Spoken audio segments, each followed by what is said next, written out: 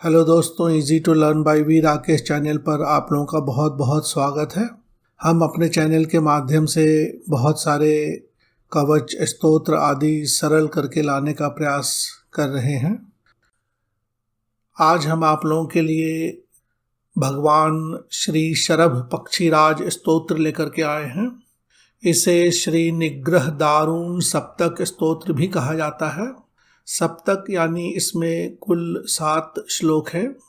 श्री शरभ एक अति उग्र देवता में माने जाते हैं और इस सप्तक स्तोत्र आदि का उद्देश्य उन्हें प्रसन्न करना तो होता ही है, पर साथ साथ जब साधक किसी विपरीत परिस्थिति आदि में फंस जाता है, शत्रुओं से घिर जाता है, तब विशेष रूप से इसका पठन पाठन किया जाता है। बहुत सारे लोगों के परिवार में इनकी पूजन आदि होती है, पर यह बहुत ही गुप्त विद्या में आते हैं क्योंकि यह उग्र देवता है।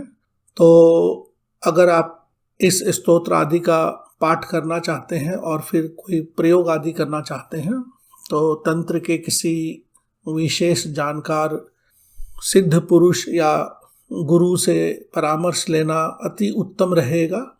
डिजिटल मीडिया में बहुत तरह के कवच स्तोत्र, सहस्त्रनाम और गुप्त विद्याएं अपलोड की जाती हैं, जिसका प्रथम उद्देश्य होता है कि इस तरह की विद्याओं को लुप्त होने से बचाना है। लेकिन सभी विद्याएं एक समान सभी लोगों के लिए लाभकारी नहीं भी हो सकती है। विशेषतः जब आप कोई गलत प्रयोग आदि करते हैं तो खतरा भी उत्पन्न हो सकता है। तो इस तरह के प्रयोग आदि बहुत ही सावधानी से करने चाहिए। प्रारंभ करते हैं। ओम श्री गणेशाय नमः। इसमें 2 तरह की पाठ विधि बताई गई है, तो पहले स्तोत्र वाला विधि देखते हैं। प्रथम विधि में सीधे सीधे स्तोत्र का जप किया जाता है। दूसरी विधि में उग्र मंत्रों के साथ संपुटित करके प्रत्येक श्लोक को संपुटित करके पाठ किया जाता है, तो वह ज़्यादा उग्र होता है। पहले विनियोग का मंत्र। ओम अस्य श्री निग्रह दारुण सप्तकमाला मंत्रस्य श्री सदाशिव ऋषि व्रीहति छंद श्री शर्भो देवता। पहला मम वैरी विनाशार्थे या दूसरा मम अभीष्ट सिद्धये, कोई भी एक बोल लें। भगवन श्री शरभ शालू पक्षीराज देवता प्रसन्नार्थे जपे विनियोगः। इसके बाद इनका ध्यान मंत्र करें तो लाल वाले श्लोक रिपीट करके लिखे गए हैं। चंद्रार्क अग्नि स्त्री दृष्टि कुलीश्वर नखश्चंचलोत्युग्र जिह्वः। चंचलोत्युग्र जिह्वः को चंचलोत्य उग्र जिह्वः भी बोल सकते हैं। काली दुर्गा च पक्षौ हृदय जठर्गो भैरवो वाड्वा अग्नि। उरु अस्थौ व्याधि मृत्यु शरभ वर खगश्चंड वाता अतिवेगः। संहर्ता सर्वशत्रून् स जयति शरभः शालुवः पक्षीराजः। इसके बाद ध्यान करने के बाद उनका पूजन किया जाता है। कोई मंत्र आदि का जप करना हो तो यहाँ पर कर ले। फिर स्तोत्र का पाठ प्रारंभ करें। मूल स्तोत्र। कोपोद्रेकाति निर्यन्न निखिल परिचरत ताम्र भार प्रभूतम ज्वाला मालाग्र दग्ध अस्मर तनु शकलम त्वाम हम शालुवेशम। याचे त्वत्पाद पद्म प्रणिहित मनसम द्वेष्टि माम यः क्रियाभिः तस्य प्राण प्रयाणम परशिव भवतः शूलभिन्नस्य तूर्णम। शंभो त्वद्हस्त कुंत छत रिपु हृदयान्निस्रव लोहितौघम। कहीं कहीं त्वद हस्त के जगह त्वद धस्त शब्द मिल जाता है अन्य पुस्तक में। त्वद धस्त। पीत्वा अति दीर्घा दिशि विचरास त्वद गणाश्चंड मुख्या गर्जन्तु क्षिप्रवेगा निखिल जय करा भीकरा खेल लोला संत्रस्ता ब्रह्मदेवा शरभ खगपते त्राहि नः शालुवेश सर्वाद्यं सर्वनिष्ठं सकल भयकरं त्वत् स्वरूपं हिरण्यं याचेऽहं त्वाम् अमोघं परीकर सहितं द्वेष्टि मां यः क्रियाभिः श्री शंभो त्वत्कराब्ज स्थित कुलीश कराघात वक्षः स्थलस्य प्राणाः प्रेतेश दूत ग्रह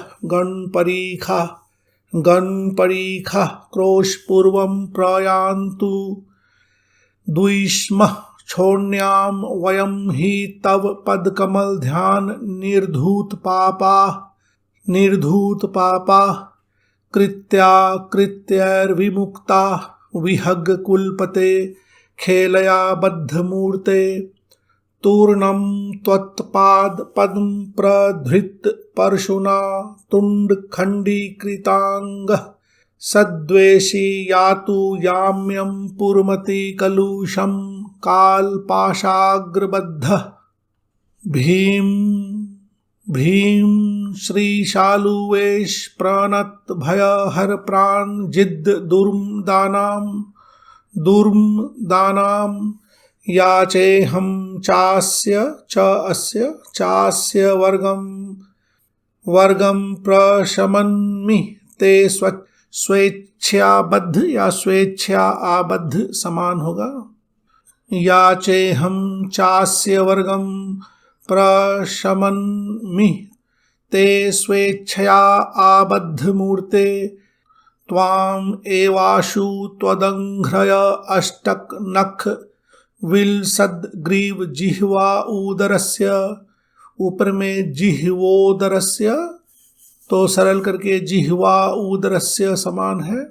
प्राणायान्तु प्रयाणं प्रकटित हृदयस्य आयुरल्पायतेश श्रीशूलं ते कराग्र स्थित मुसल गदावृत वात्याभिघातात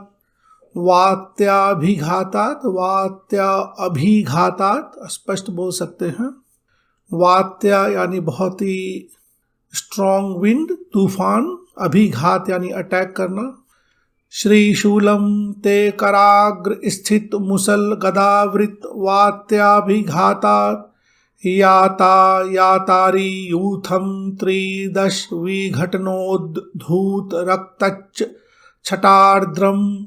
छटार्द्रम सदृष्ट्वा योधने ज्याम अखिल सुर गणाश्चाशु नंदन्तु नाना भूता वेताल पुगः पीबतु तद अखिलं प्रीत चित्तः प्रमत्तः अल्पम दोर्दंड बाहु प्रकटित वीनमच्च चंड कोदंड मुक्तैर र आगे वाले शब्द से लिया गया है। मुक्तैर बाणैर दिव्यैर अनेकैश शीथिलित वपुषः क्षीण कोलाहलस्य तस्य प्राणावसानं पर शरभ विभोऽहं त्वद् इज्जया प्रभावः तूर्णं पश्यामि यो मां परिहस्ति सदा त्वादिमध्यान्त हेतो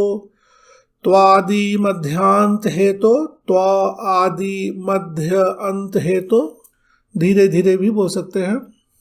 तो यही 7 श्लोक हैं जो सप्तक दारुण निग्रह स्तोत्र है और इन्हीं का पाठ बार बार किया जाता है। पहले विनियोग ध्यान करते हैं, पूजन आदि करते हैं, मंत्र जप अगर इच्छा हो तो कर ले, फिर स्तोत्र का पाठ करते हैं। फलश्रुति बाद में एक बार पढ़ना ही चाहिए। फलश्रुति इति निशि प्रयत अस्तु या प्रयतः तु समान होगा। नीरासनो यम मुख दक्षिण की तरफ, यम मुख शिव भाव मनु स्मरन प्रतिदिनम 10 वार दिन त्रयम जपति निग्रह दारुण सप्तकम यहाँ कहा गया है 10 बार 3 दिन तक पढ़ना है। प्रतिदिनम 10 बार दिन त्रयम, प्रतिदिन 10 बार 3 दिन।